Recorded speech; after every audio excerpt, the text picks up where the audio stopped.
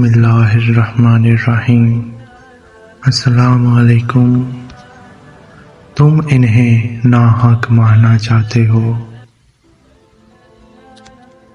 عروہ بن زبیر رضی اللہ عنہ کہتے ہیں، میں نے عبداللہ بن عمرو بن الحارث رضی اللہ عنہ سے پوچھا، مشرکین کی جانب سے حضور نبی کریم صلی اللہ علیہ وآلہ وسلم کو سب سے زیادہ تکلیف کیا دی گئی تھی؟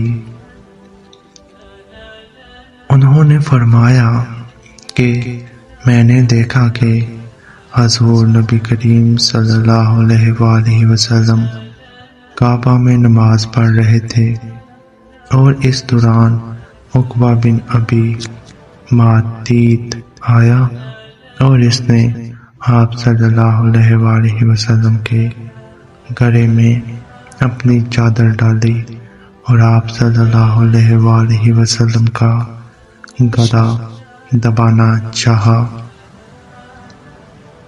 اس دوران حضرت ابوبکر صدیق رضی اللہ عنہ آئے اور انہوں نے عقبہ کو دھکا دیا اور حضور نبی کریم صلی اللہ علیہ وآلہ وسلم کو چھڑایا اور فرمایا، کیا تمہیں